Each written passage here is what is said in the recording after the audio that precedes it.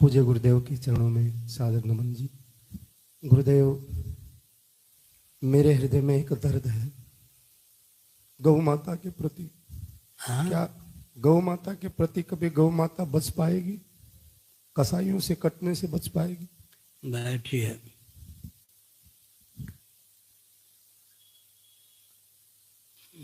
बैठ।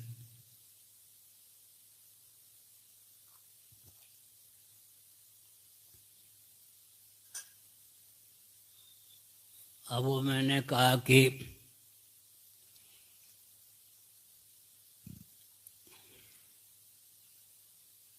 मूल बात है कि सनातन शास्त्र सम्मत विधा से शासन तंत्र होगा तब काम बनेगा। एक एक समस्या का समाधान करने के लिए कितने व्यक्ति बलिदानी होंगे? क्या 50 समस्याएं मुहवाए हुए हैं। एक एक समस्या का समाधान करने के लिए जेल में जाएंगे लोग, जेल में ठूस दिए जाएंगे 2 महीने तक। या मैंने तो देखा है ना, मैं तो 52 दिनों तक गोरक्षा के लिए तिहाड़ जेल में बंद रहा हूँ। हिमालय में जाकर के गोरक्षकों को छोड़ दिया गया घोर जंगल में। अब भटकते रहो, भूखे मरते रहो। एक बार जो गोरक्षा के लिए आवाज़ लगा लेता था, दोबारा नाम नहीं लेता था। अब वो घोर जंगल में जाके 1000 किलोमीटर दूर छोड़ दिया घोर जंगल में। अब उनको घर तक पहुंचना ही कठिन, उनके नाम पे घर में लोग भूखे मरने लगे। सरकार के पास जो है ना, साम दान दंड भेद इंद्रजाल उपेक्षा माया 7 प्रकार की नीति होती। साम दान दंड भेद इंद्रजाल उपेक्षा माया नीति के 7 भेद हैं। सामान्य ढंग से लोग समझते साम दान दंड भेद, लेकिन साम दान दंड भेद इंद्रजाल उपेक्षा माया आप लोगों को नहीं मालूम हुआ। मैं प्रयाग में था, कभी पूज्यपाद दंडी स्वामी नारदानंद सरस्वती जी महाराज के सानिध्य में उन दिनों रहता था। गवानंद हरि का नाम सुना होगा, देखा होगा या नहीं देखा होगा? नहीं देखा होगा। 3 घंटे हमारे पास बगल में लेट करके गोरक्षा के लिए उन्होंने योजना बनाई। हमारी योजना को हड़प करके उन्होंने 7 नवंबर को 1966 को योजना चलाई। इंदिरा गांधी से मिल करके गो भक्तों को बुलवा दिया। लोगों की कल्पना नहीं थी कि गो हत्यारा निकलेगा। गोरक्षा के नाम पर भी गोरक्षा का एजेंट गो हत्यारा निकलता है। इसलिए कूटनीति भी समझनी चाहिए किसकी कहाँ हरकत है। अब उदाहरण के लिए मैं देता हूँ, अब भारत की बात छोड़ दीजिए, नेपाल की बात। नेपाल में एक एक जिला में 5-5, 7-7 व्यक्ति होते हैं जो कहते हैं हिंदू राष्ट्र बनाऊंगा। अंदर की पोल पट्टी, अभी प्रयाग में कोई आए थे ना नेपाल के, मैंने कहा तुम्हारी पोल पट्टी हम जानते हैं, अंदर से जिसकी सरकार होती है उससे वो मिले होते हैं और चीन के द्वारा उनको धन भी मिलता है। बाहर से वो कहते हैं हिंदू राष्ट्र नेपाल बनाएंगे और एक जिला में कम से कम 5-7 व्यक्ति होते हैं, वो कहते हैं मेरे ही नेतृत्व में नेपाल हिंदू राष्ट्र बने। बहुनायकवाद भी हो गए। सरकार से मिलकर हिंदुओं के विरुद्ध में काम करते हैं ऊपर से। इसलिए इंदिरा गांधी से मिलकर के गवानंद ने गोभक्तों को भुनवा दिया। गाय के नाम पर कहाँ इंडिया गेट, पार्लियामेंट तक, जंतर मंतर तक 4 लाख व्यक्तियों को मैंने अपनी आंखों से देखा है। मुझे गोली तो नहीं लगी, मैं बेहोश हो रहा था। एक संत ने मुझे उठा लिया, छोटी आयु थी। किसी पार्क में न जाने कितने घंटे बाद मुझे होश आए। एक दिन कहीं भूखे प्यासे रहा, दूसरे दिन फिर आंदोलन में गया। 52 दिनों तक तिहाड़ जेल में बंद रहा। तो हमने एक संकेत किया कि कोरी भावुकता नहीं, बैठ करके सब समझना चाहिए, व्यूह रचना स्वस्थ होनी चाहिए।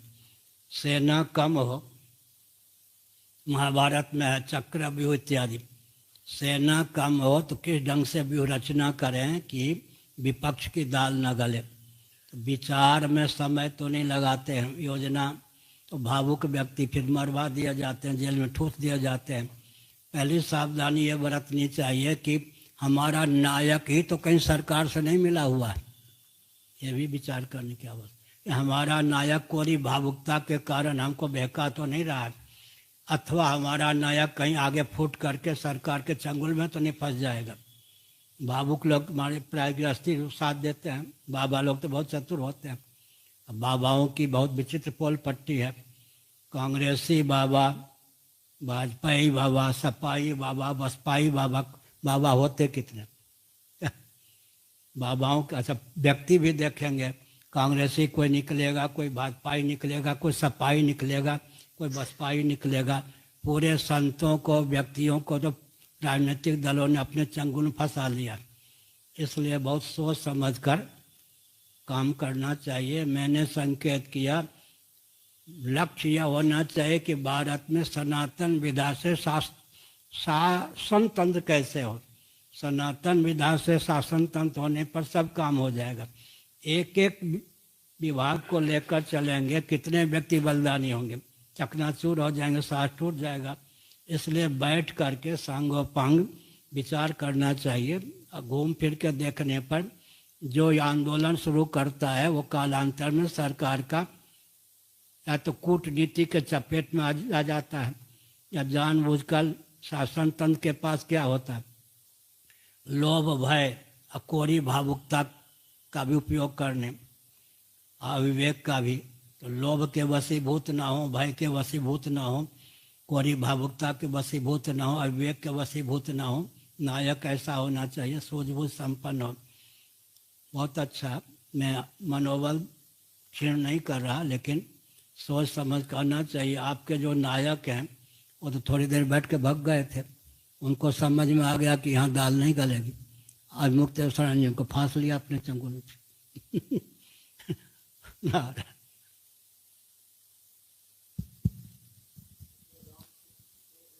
हाँ, बैठिए, चारों शंकराचार्य बैठिए। श्रृंगेरी वालों से करवा लेंगे। श्रृंगेरी में रहा हूँ 87 दिनों तक। इस समय जो वरिष्ठ शंकराचार्य हैं उस समय वो विद्यार्थी थे। वरिष्ठ शंकराचार्य उन दिनों विद्यार्थी थे, 70 की बात होगी। मैं 87 दिनों तक ब्रह्मलीन शंकराचार्य के संपर्क में रहा हूँ। उन्होंने मुझसे एकांत में कहा, उन दिनों मेरा नाम ध्रुव चैतन्य ब्रह्मचारी था। उन्होंने कहा कि ब्रह्मचारी मेरी नीति सुन लो, जिसकी सरकार होती है प्रांत या केंद्र में, उसके विरोध में मैं काम नहीं करता।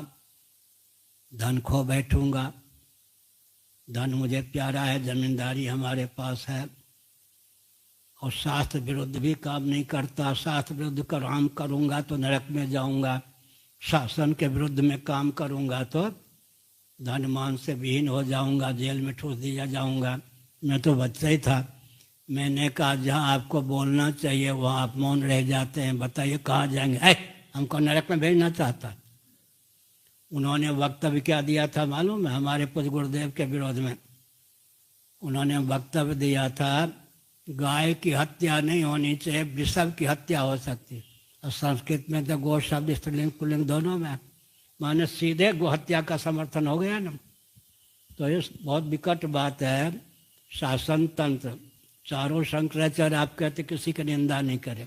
श्रृंगेरी के नीति तो यही है, और द्वारका की अभी जो स्थिति है वो तो है ही।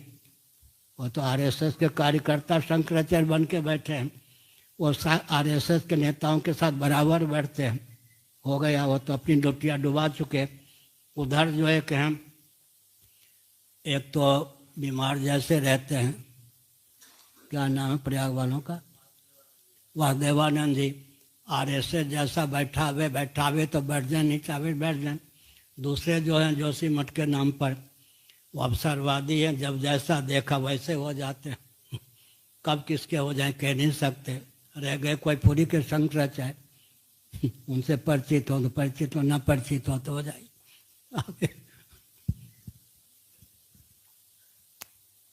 हाँ, उसमें भी एक विचित्र बात, अभी आदित्यनाथ योगी मिले थे, 2 बार मिले थे। एक बार भारत के गृह मंत्री भी, भारत के गृह मंत्री बैठे, तो मैंने कहा अमित शाह हैं कोई,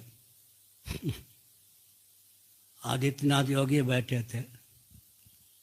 मैंने कहा कि अगर मैं जो प्रधानमंत्री नहीं हैं उनको प्रधानमंत्री बना के घुमाऊं तो या तो अराजक तत्व आतंकवादी गिना जाऊंगा या विक्षिप्त। मोदी जी मेरे विरोध में आतंकवादी को देश विदेश में शंकराचार्य बना के घुमा रहे। अब कौन है मोदी जी, आप पहचान लीजिए। मैंने कहा था नरसिंह राव का मैंने क्या बिगाड़ा, रामालय ट्रस्ट में हस्ताक्षर नहीं किया, यही ना। नरसिंह राव ने मुझे मरवाने का, अपहरण करने का पूरा प्रयास किया। यहाँ जज स्वामी जी रहते थे, हाई कोर्ट के रिटायर्ड जस्टिस, उनको कहीं से मालूम पड़ा 2 दिनों तक उन्होंने भोजन नहीं किया, बेहोश हो गए। बाद में हमको मालूम पड़ा आए नरसिंह राव ने। उसके बाद वाजपेयी जी आए, उनका दास नहीं बना, उन्होंने रौंदने का प्रयास किया। अब कौन आ गए हैं, मोदी। मोदी जी का हट है कि शंकराचार्य को अनुगामी बनाऊंगा, नहीं बनाएंगे तो चकनाचूर कर दूंगा। तो ये लोग क्या करेंगे, हम ही से भिड़ते, और जो हमसे टकराएगा चूर चूर हो जाएगा। हो गया, चला नारे। अब उधर